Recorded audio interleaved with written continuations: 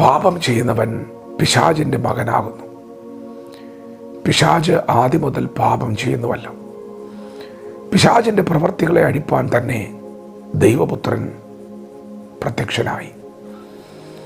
ദൈവത്തിൻ്റെ മാറ്റമില്ലാത്ത വചനം ശ്രദ്ധിക്കുന്ന പ്രിയപ്പെട്ടവരെ, ദൈവം തൻ്റെ പുത്രനായ യേശുവിനെ ഈ താണഭൂമിയിലേക്ക് അയച്ചത് പിശാചിൻ്റെ പ്രവൃത്തികളെ അഴിക്കുവാനാണ്.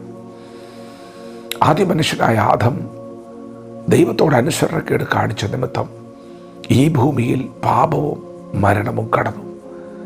സകല മനുഷ്യരും പാപികളായി തീർന്നു. എന്നാൽ പാപത്തിൻ്റെ അടിമത്തത്തിൽ കിടക്കുന്ന മനുഷ്യനെ വീണ്ടെടുക്കുവാൻ, നഷ്ടപ്പെട്ട ജീവനിലേക്ക് അവനെ മടക്കിക്കൊണ്ടുവരുവാൻ ദൈവം തൻ്റെ പുത്രനെ ഈ ലോകത്തിലേക്ക് അയച്ചു. നമ്മുടെ പാപത്തെ മുഴുവനും പുത്രൻ്റെ മേൽ ചുമത്തി നാം മരിക്കേണ്ടതിന് പകരമായി യേശു ക്രിസ്തു നമുക്ക് വേണ്ടി ക്രൂശിലിയാഗമായി.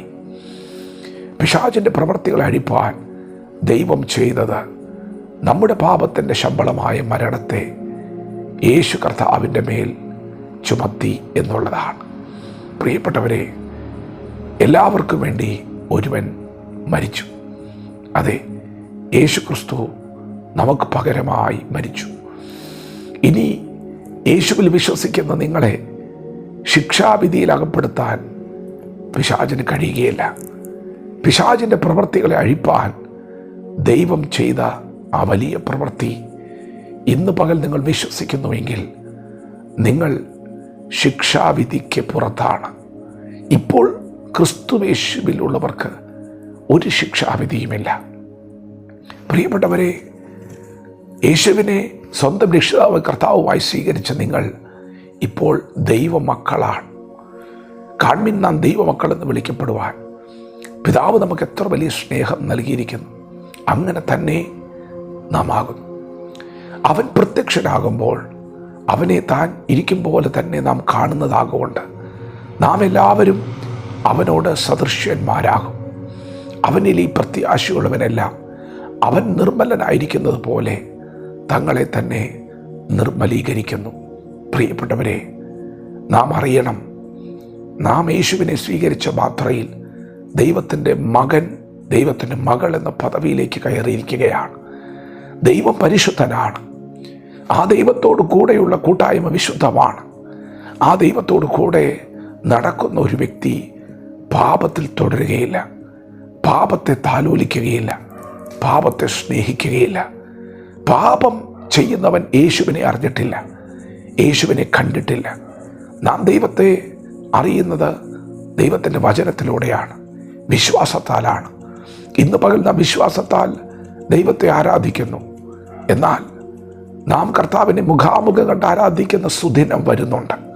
പ്രിയപ്പെട്ടവരെ, പാപം ചെയ്യുന്നത് പിശാചാണ്.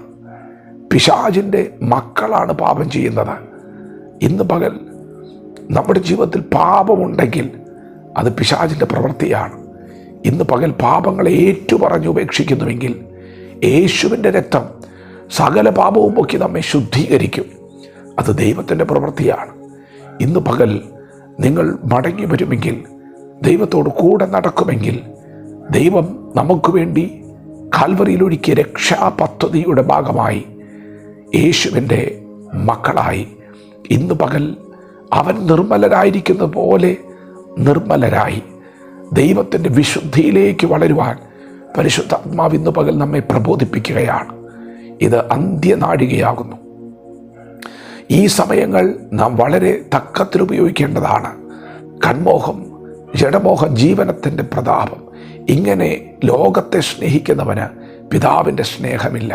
ഇന്ന് പകൽക്കാലം നാം ആരാണെന്ന തിരിച്ചറിവിൽ, നാം എന്തിനു വേണ്ടി വിളിക്കപ്പെട്ടിരിക്കുന്നു എന്ന തിരിച്ചറിവിൽ യേശുവിനോട് സദൃശ്യന്മാരാകുവാനുള്ള ആ ദൈവിക വിളിയുടെ മഹത്വം അറിഞ്ഞ് യേശുവിനെ വിശുദ്ധിയിൽ സേവിക്കാം. ദൈവം നമ്മെ ഓരോരുത്തരും ഈ പകൽ അനുഗ്രഹിക്കുമാറാകട്ടെ. ആമേൻ.